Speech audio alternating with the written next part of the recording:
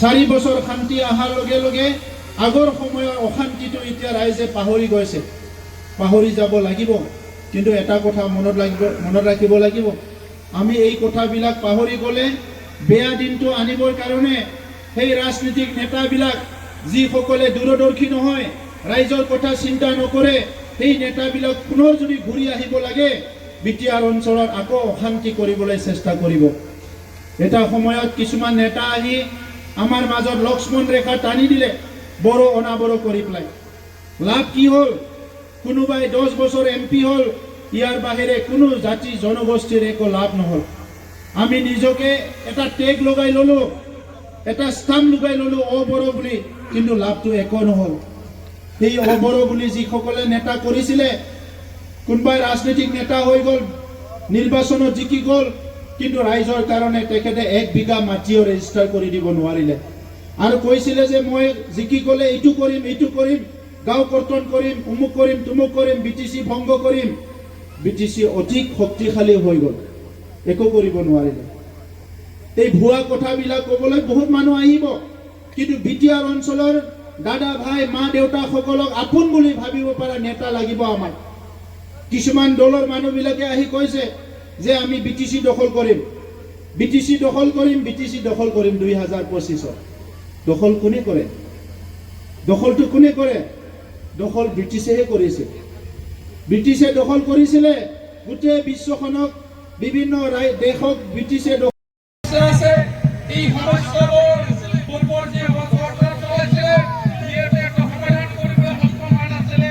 কিন্তু আজিৰ তাৰিখত বিটিআৰ সন্মানীয় প্ৰশাসনৰ নেতৃত্বত আমি এটাৰ পিছত আনটো আমাৰ বিটিআৰৰ বিভিন্ন জাতি গোষ্ঠীৰ যিবোৰ সমস্যা আছে, এইবোৰক সমাধান কৰিবৰ কাৰণে আমি আগবাঢ়িছোঁ। আৰু এই জিন্দাবাদ জিন্দাবাদ জিন্দাবাদ জিন্দাবাদ জিন্দাবাদ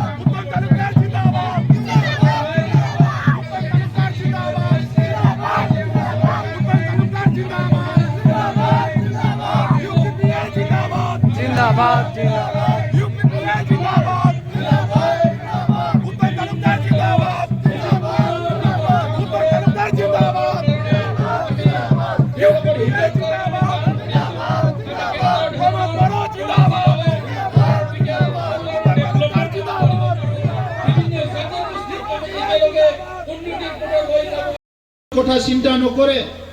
তেখেতসকলৰ সময়ত 17 বছৰত মাত্ৰ 39,000 প্ৰধানমন্ত্ৰী আৱাস যোজনাৰ ঘৰ বনাইছিলে। আমাৰ 4টা বছৰত 2,92,000 প্ৰধানমন্ত্ৰী আৱাস যোজনা ঘৰ নিৰ্মাণ কৰা হৈ গ'ল।